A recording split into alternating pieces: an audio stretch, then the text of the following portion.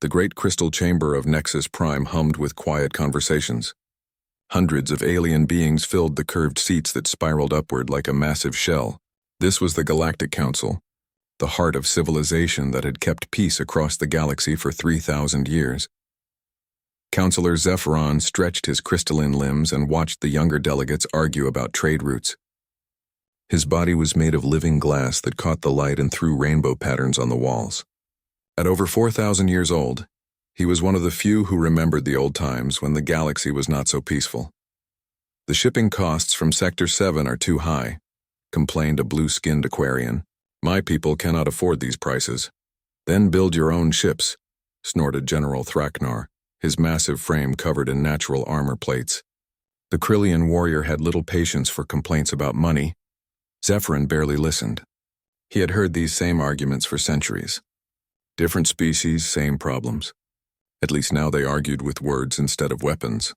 A young aide approached his seat. She was ethereal, her body like glowing smoke contained in a transparent suit. "Councillor Zephyron, I found something strange in the old security files.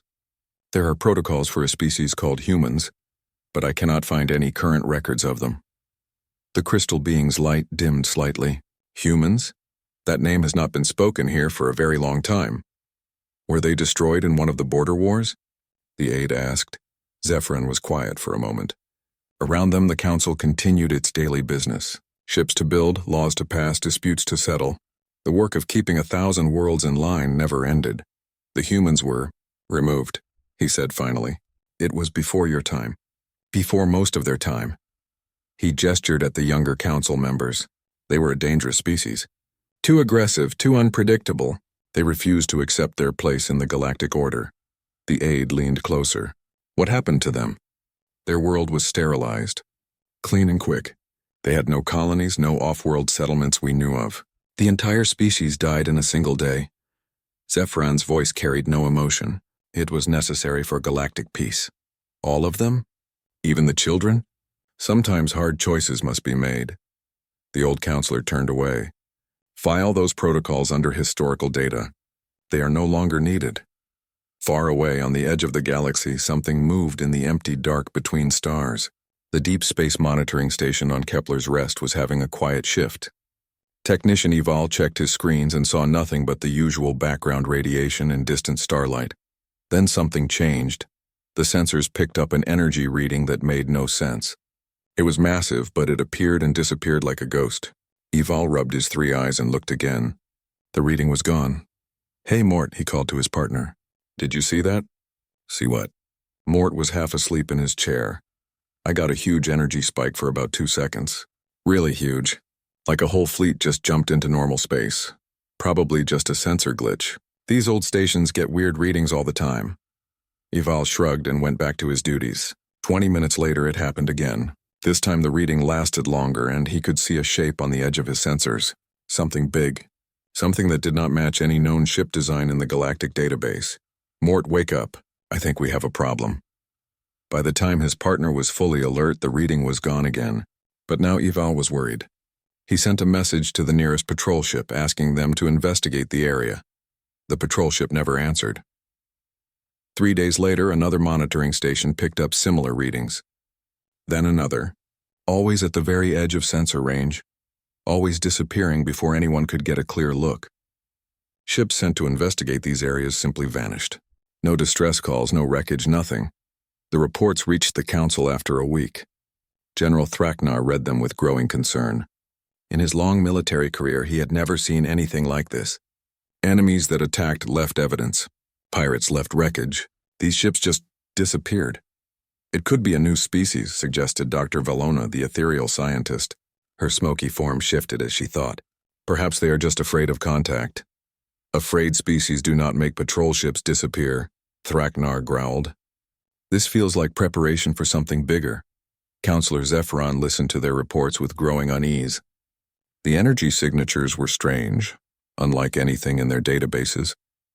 The technology seemed to bend physics in ways that should not be possible. And there was something else, something that tickled the edge of his ancient memory. "Double the patrols," he ordered. "I want to know what is out there." But the patrols found nothing. The mysterious contacts continued to appear and vanish, always staying just out of reach. Whatever was out there was watching them, learning their patterns, studying their defenses. On the bridge of a ship that existed between dimensions, Admiral Sarah Chen watched the latest intelligence reports scroll across her screen. Her dark hair was streaked with silver, and her eyes held the weight of 3,000 years of history. "The Council still follows the same patrol routes," reported her tactical officer. "Their technology has improved, but their thinking has not." "Good," Chen said quietly. "Prometheus, what is our status?" The ship's AI spoke with a voice that carried the memories of the dead. "All stealth systems are functioning perfectly.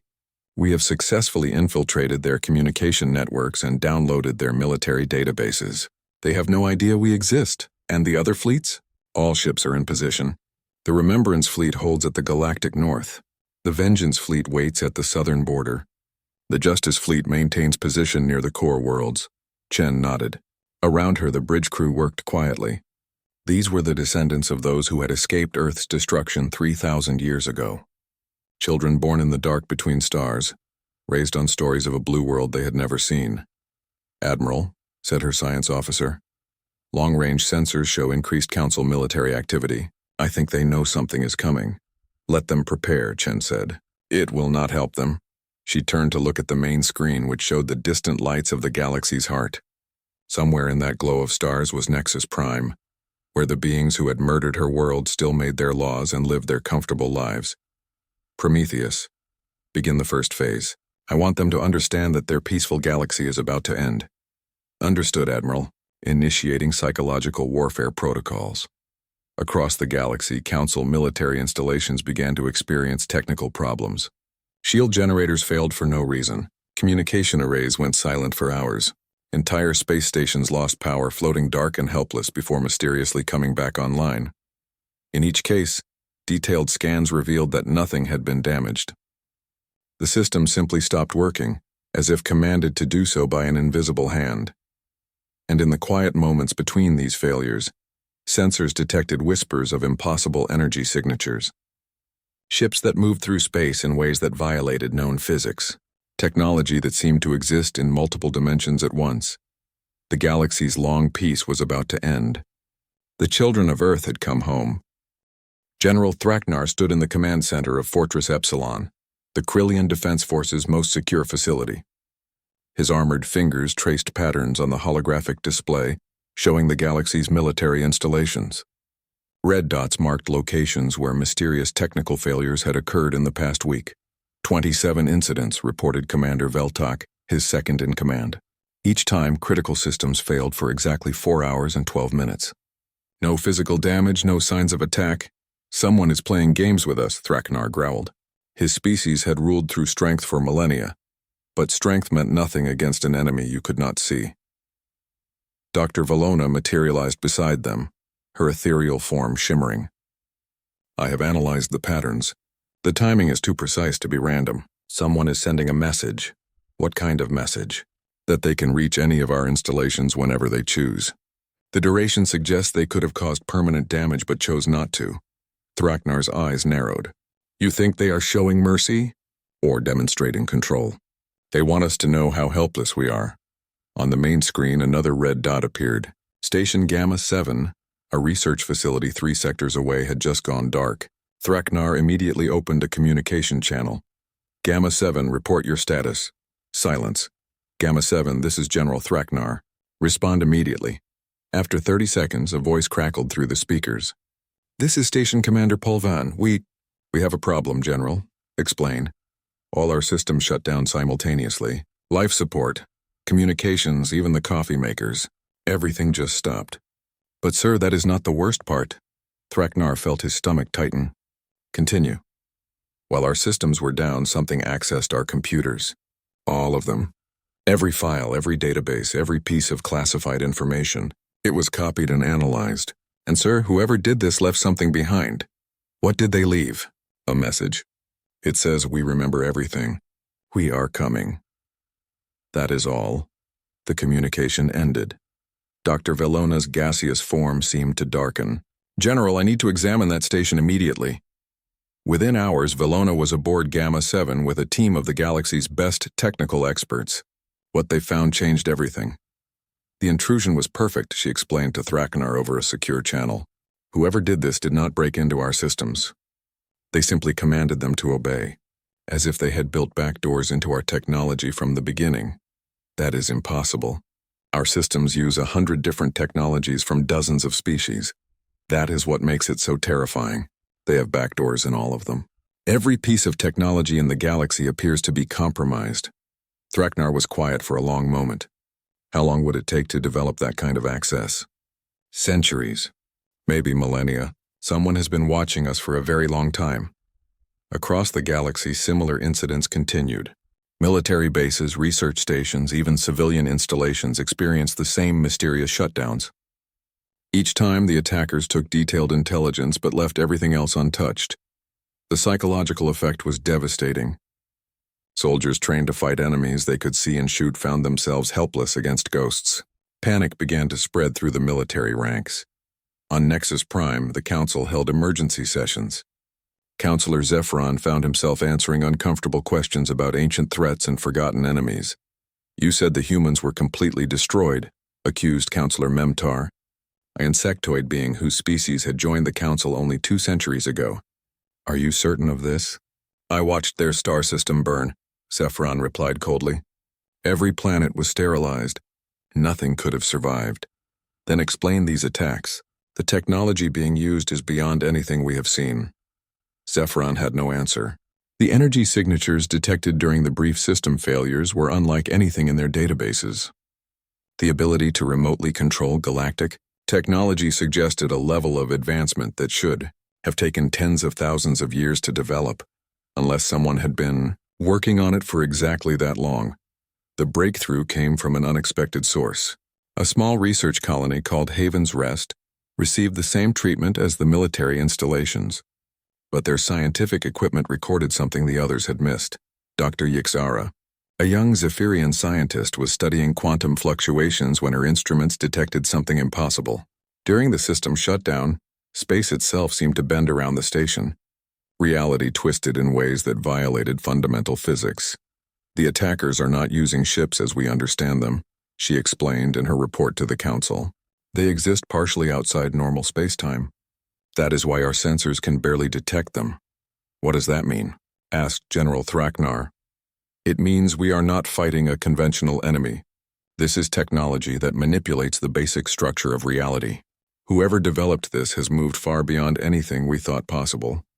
The answer came 3 days later, in a way none of them expected. The colony world of New Geneva was a peaceful place, home to researchers and their families. It had no military value and posed no threat to anyone. When the mysterious energy signatures appeared in the system, the colonists prepared for another temporary shutdown. Instead, they got something else. A ship materialized in orbit. Not the sleek vessels of the Council races, but something that looked like it had been built from starlight and shadow. It was beautiful and terrifying at the same time. Colony Administrator Chental opened a communication channel, his hands shaking. Unknown vessel, this is New Geneva Colony. Please identify yourself. The response came in perfect galactic standard, spoken with an accent that no one had heard for 3,000 years. This is Captain Marcus, Webb of the Human Expeditionary Force. We come with a message for the Galactic Council. The words hit Chental like a physical blow. Humans, but that was impossible. The humans were extinct. I do not understand. The humans were destroyed long ago. Reports of our extinction have been greatly exaggerated, Webb replied, and there was something cold in his voice. We wish to establish communication with your council. Will you relay our message? Of course. What is your message? Tell them this. We are the children of Earth. We remember what was done to our world. We remember who gave the order, and we are coming home. The transmission ended, but the ship remained in orbit. Sensors could barely detect it, as if it existed in multiple dimensions at once. But its presence was unmistakable. Within hours, the message reached Nexus Prime. The council chamber erupted in chaos as species representatives shouted over each other, demanding explanations.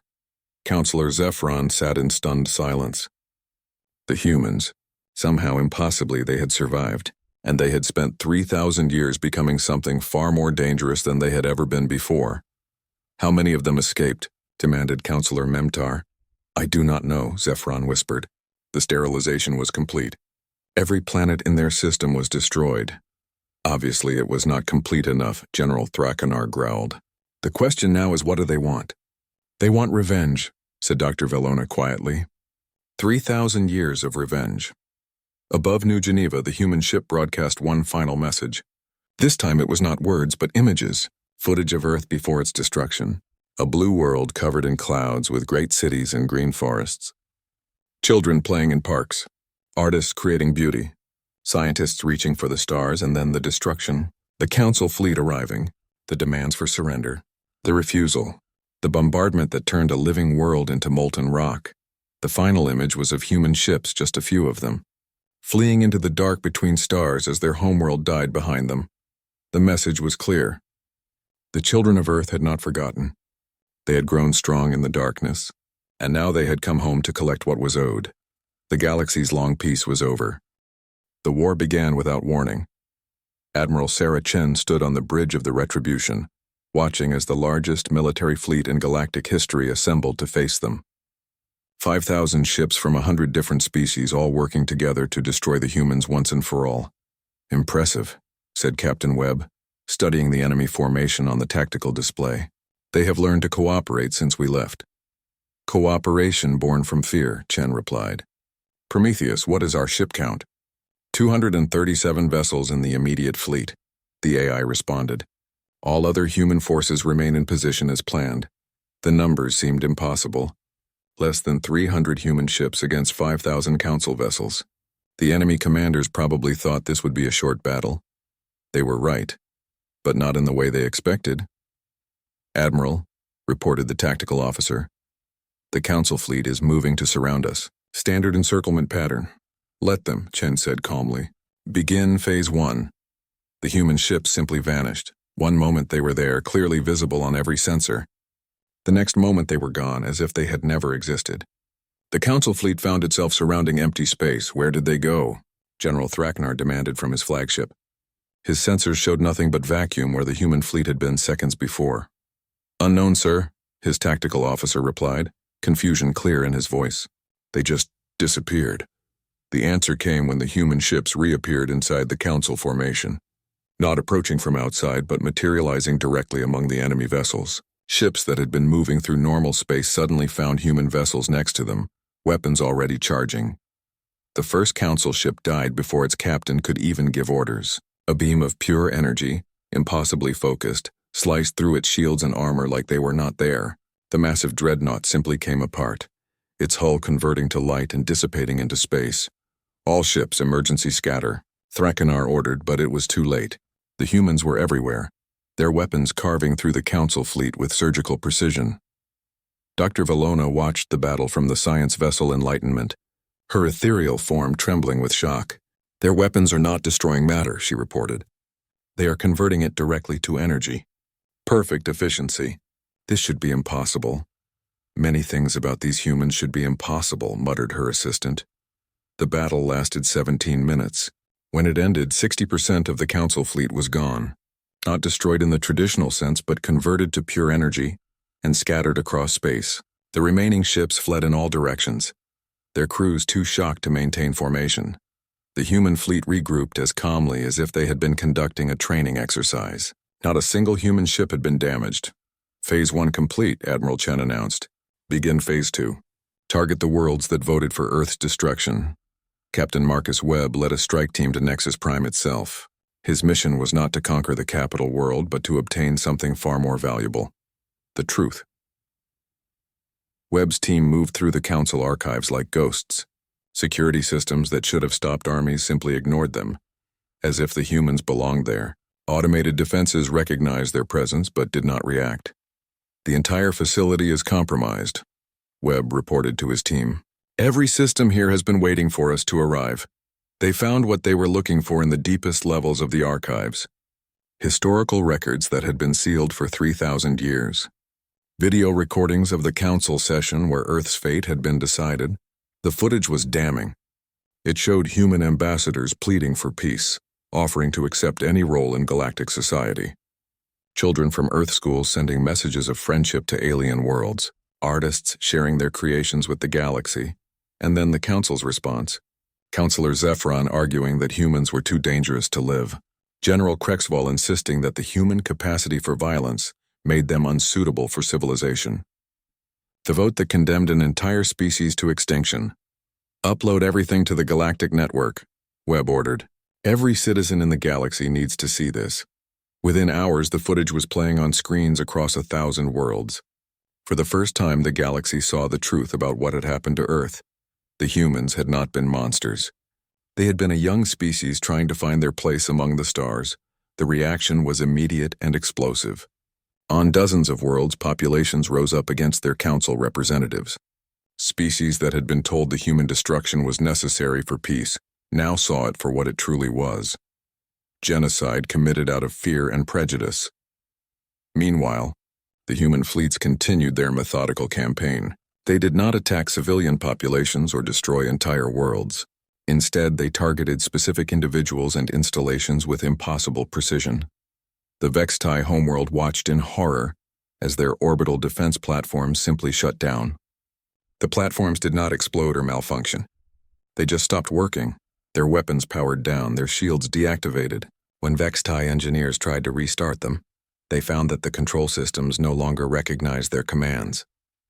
The platforms have been reprogrammed, reported Chief Engineer Sixtall. The humans have changed their basic operating instructions. They will only respond to human authorization codes now. Similar events occurred across the galaxy. Military installations that had taken centuries to build became useless in minutes, not destroyed but claimed. The humans were not conquering the galaxy. They were repossessing it. On the crystalline moon of Zephron's birth, the old counselor received a personal visit. He stood in his private chambers looking out at the crystal gardens where he had played as a child, when reality twisted around him. A human woman materialized in his room.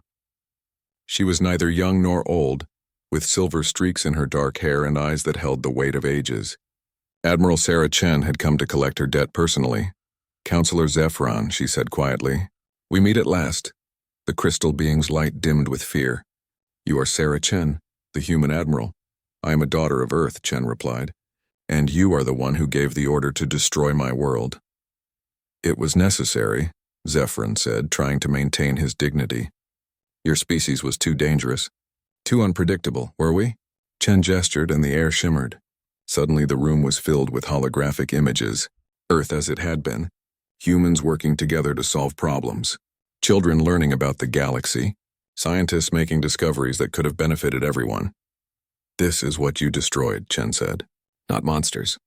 Not conquerors. Just people trying to live their lives. You are proving my point," Zephron said desperately. "Look what you have become. Look at the power you wield. We were right to fear you." Chen nodded slowly. "Yes, we have become something to fear. 3,000 years in the darkness between stars will do that. We learned to survive in places where survival should be impossible. We adapted to environments that would kill most species instantly. We became something more than what we were." She stepped closer. "But we became this because of what you did to us. You created us. What do you want?" Zephron whispered. "Justice," Chen replied. "For 3,000 years we have planned this moment. We could have destroyed the galaxy the moment we returned. Our technology is centuries ahead of yours. Our ships exist in multiple dimensions. Our weapons can convert matter to energy with perfect efficiency. Then why have you not done so?" "Because we are not you," Chen said. "We do not destroy entire species out of fear, but we will have justice for what was done to Earth." The holographic images changed, showing human fleets positioned around a dozen worlds, not attacking but waiting. "These are the worlds whose representatives voted for Earth's destruction," Chen explained. "Their populations are being evacuated as we speak. Not to slave camps or death worlds, but to colony ships where they will be taken to new homes. You are exiling them? We are giving them the choice you never gave us. They can live, but not on the worlds that profited from genocide. Those worlds will stand empty as monuments to what happens when fear overcomes justice." Zephron felt his crystalline structure beginning to crack. "And what of those who voted against the destruction? What of the species that had no voice in the council then? They will be offered a place in what comes next," Chen said. A new form of galactic government. One where every species, no matter how small or seemingly primitive, has a voice. You mean to rule the galaxy. We mean to ensure that what happened to Earth never happens again. To any species ever. Chen turned to leave, then paused. You will be transported to a colony ship with the rest of your people. You will live out your remaining years in exile, remembering what you chose to do. That is your justice. As the human admiral faded from sight, Zephyrin collapsed to his knees. Around him, his crystal gardens began to dim, their light fading as evacuation ships arrived to collect the last remnants of the civilization that had ruled the galaxy for 3 millennia. The age of the Council was over. The age of humanity had begun. The siege of the core worlds began with whispers. On 100 planets in 1,000 cities, people gathered in secret to share the footage that Captain Webb had stolen from the archives. The true story of Earth's destruction spread like wildfire through underground networks, bypassing official censors and government controls. Dr. Yilson, a young Aquarian historian, watched the recordings in her apartment on the water world of Tidalhome. The images of human children playing in Earth's oceans brought tears to her blue-scaled face. These were not the monsters her people had been taught to fear. They were just children, no different from Aquarian young. The Council lied to us, she whispered to her partner.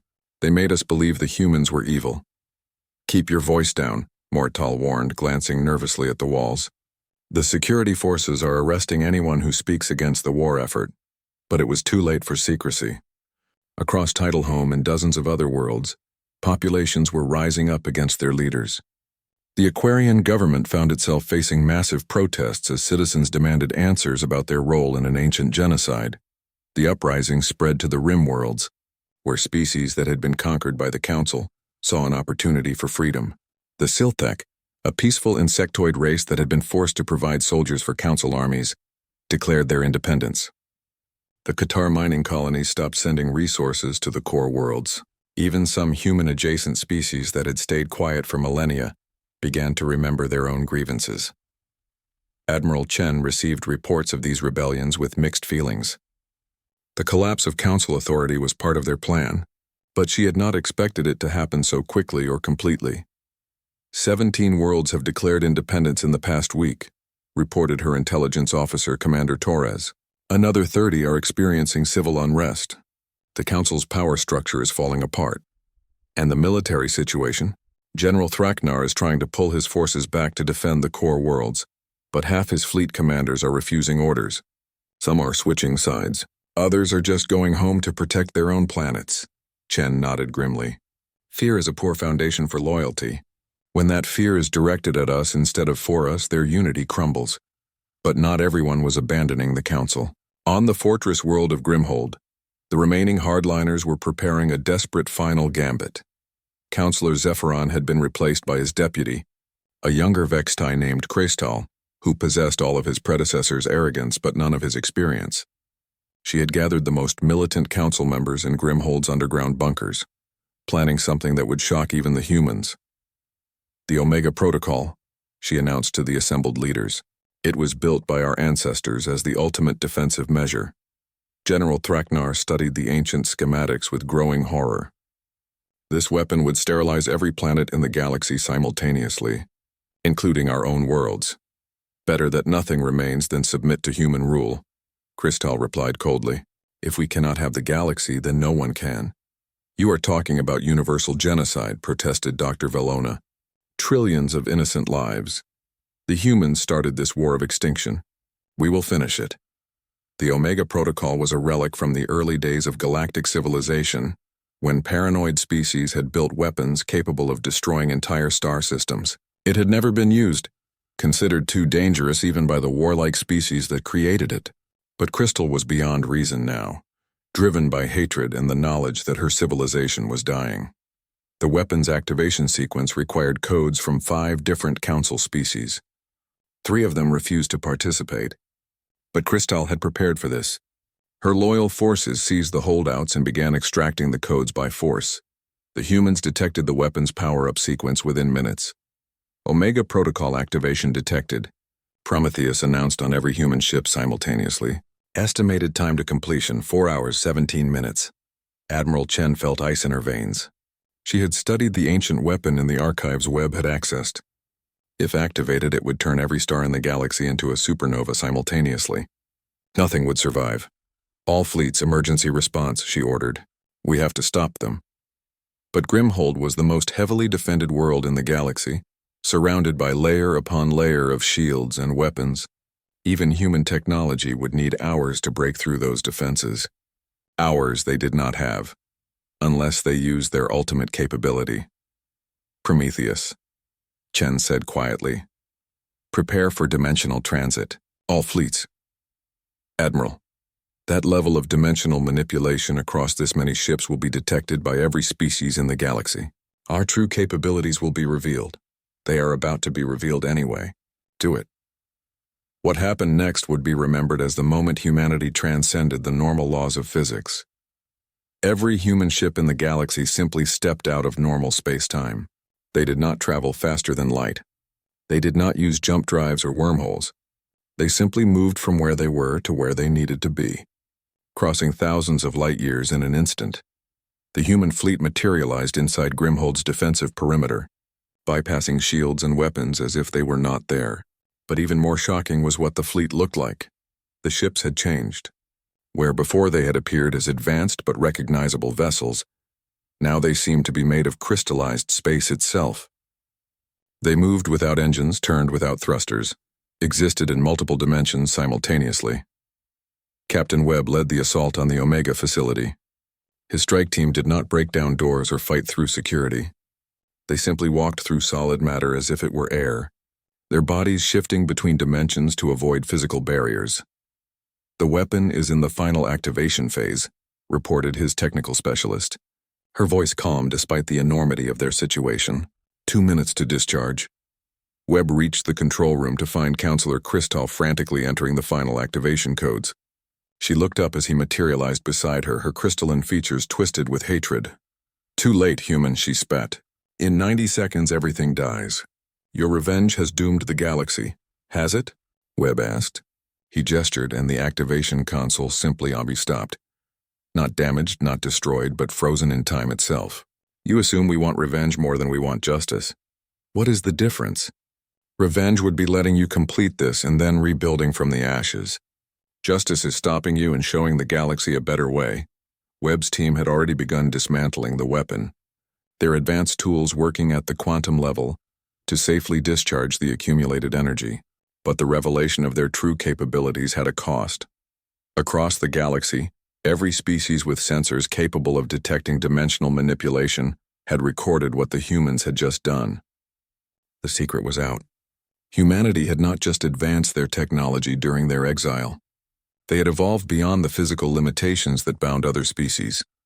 They can manipulate space and time directly, Dr. Valona reported to what remained of the Council. They exist partially outside normal reality. This is not just advanced technology. This is post-physical evolution. The implications were staggering. The humans were not just more advanced. They had become something fundamentally different, something that could step outside the universe itself and reshape it according to their will. Fear spread through the remaining Council forces like a plague. How do you fight an enemy that can walk through walls, stop time, and exist in multiple dimensions? How do you resist beings that had become living gods? But Admiral Chen had anticipated this reaction. As her fleet secured the Omega facility and arrested the conspirators, she broadcast a message to every inhabited world in the galaxy. People of the galaxy. Her voice carried across 1,000 languages and communication methods. You have seen what we can do. You know what we have become. And you are afraid? She paused, letting that sink in. You should be afraid, but not of us. Be afraid of what happens when fear and hatred drive civilized beings to attempt universal genocide. Be afraid of what you become when you choose destruction over coexistence. The image shifted to show the Omega weapon being safely dismantled by human technicians. We could have let this weapon fire. We could have rebuilt the galaxy in our image from the ashes. But we chose to save you instead. Not because you deserve salvation, but because we choose to be better than those who destroyed our world. The Council's authority is ended. Their leaders will face justice for their crimes. But the people of the galaxy will be offered a choice. Help us build something better, or live in isolation while we protect the galaxy from future threats. As her message ended, Admiral Chen stood alone on her bridge looking out at the stars that had once seemed so distant. The hardest part was yet to come. It was easier to wage war than to build peace, but they had come too far to stop now. The children of Earth would see their task completed, no matter the cost. The Great Assembly Hall on Nexus Prime had been rebuilt. Where once the Galactic Council had ruled from crystal towers, now a simple circular chamber hosted representatives from across the galaxy. No raised platforms, no hierarchy of seating. Every delegate sat at the same level, in a perfect circle that had no beginning and no end. Admiral Sarah Chen stood in the center of that circle, facing beings who had every reason to hate and fear her. Some had lost homeworlds, others had watched their governments collapse. All of them had seen the true extent of human power when the YAI Omega crisis forced humanity to reveal capabilities that bordered on godlike. "You have called us here to surrender," said Ambassador Krelvan of the Hegemony Worlds, his insectoid features rigid with barely controlled anger. "To bow before human superiority and accept whatever terms you dictate." Chen shook her head slowly. "I have called you here to choose." She gestured, and the air around them shimmered. Holographic displays showed human fleets positioned throughout the galaxy. Not attacking, not threatening, but simply present, watching, waiting. "We could rule you," Chen said simply. "Our technology is centuries beyond yours. Our ships can appear anywhere instantly. Our weapons can convert matter to energy with perfect efficiency. We have evolved beyond the physical limitations that bind your species." The delegates shifted uncomfortably. They had all seen the reports from Grimhold, where human soldiers had walked through solid walls and stopped time itself. "But ruling through fear creates only resentment," Chen continued, "and resentment eventually becomes rebellion. We did not spend 3,000 years preparing for this moment, just to repeat the Council's mistakes." Dr. Valona, representing the few Council scientists who had survived the purges, leaned forward. "Then what do you propose?" "Partnership," Chen replied. "Not submission, not conquest. Partnership." The word hung in the air like a foreign concept. No galactic power in recorded history had ever offered partnership to defeated enemies. "We know this is difficult to believe," Chen said. "Your experience with the Council taught you that the strong dominate the weak. But we offer something different. A federation where every species, regardless of size or technology level, has an equal voice." "Impossible," scoffed General Mortax, one of the few surviving Krillian commanders. "How can primitive species have equal voice with advanced ones? How can those who contribute little have the same power as those who contribute much?" Chen smiled, and for the first time since the war began it was a warm expression. "Because every species contributes something unique. Every perspective has value. Every life has worth." She gestured again, and the displays changed to show human colony ships spread across the galaxy. But these were not invasion fleets. They were evacuation vessels. "During our exile, we discovered that Earth was not the only human world the galaxy had destroyed," Chen revealed. "Over the past 5,000 years, 17 different human colonies were eliminated by various galactic powers. Fear of human aggression was used to justify genocide after genocide." The delegates stared in shock. They had been told the Earth humans were the only ones. "These ships carry the survivors and descendants of all those lost worlds," Chen continued. "Humans from the desert colonies of Kepler 442, the ocean settlements of Ross 128, the mountain cities of Wolf 359. We are not just Earth's children.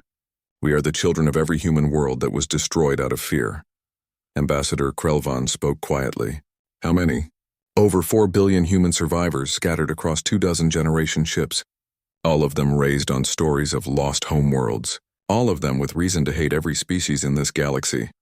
The implications were staggering. Billions of humans, all with grievances against galactic civilization, all with access to technology that could reshape reality itself. "But we offer them something else," Chen said. "The chance to build rather than destroy. The opportunity to create a galaxy where no species ever has to fear extinction, because others find them inconvenient." She turned to address each delegate personally. "The Aquarians excel at biological sciences that could heal diseases across the galaxy. The Ethereals understand energy manipulation in ways we are still learning from. The Krillians have mastered military organization that keeps peace rather than wages war. Even the smallest species have gifts the galaxy needs." "And if we refuse?" asked Mortax. "Then you refuse," Chen replied. We will not force participation. Those who choose isolation will be allowed to keep their worlds and live as they wish, but they will be cut off from galactic civilization. No trade, no communication, no shared technology. That is still coercion, Krelvan protested. No, said a new voice. Captain Marcus Webb entered the chamber, his expression serious but not threatening.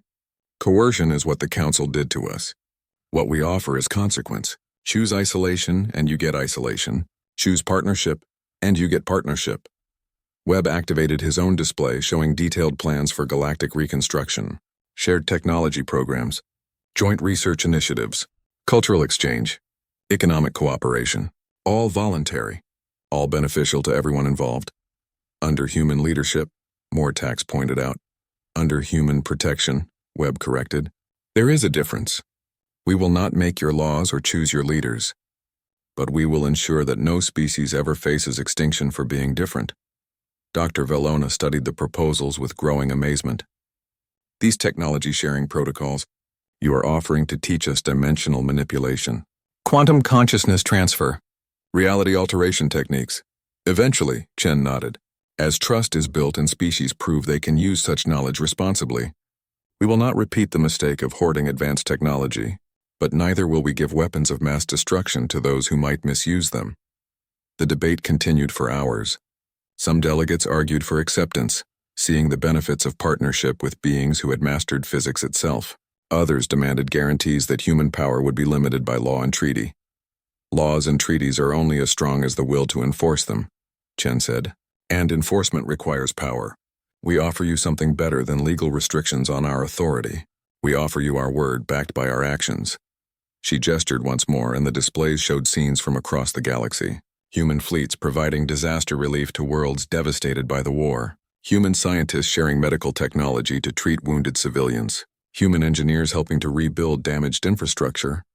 We could have taken everything by force, Chen said. Instead, we are rebuilding what was broken. We could have enslaved your populations. Instead, we are offering partnership. We could have imposed our will through fear. Instead, we are earning trust through action. The turning point came from an unexpected source. Ambassador Tinyral of the Microspecies Coalition spoke up. Her people were barely visible to most other species, living their entire lives in spaces smaller than most beings' fingernails.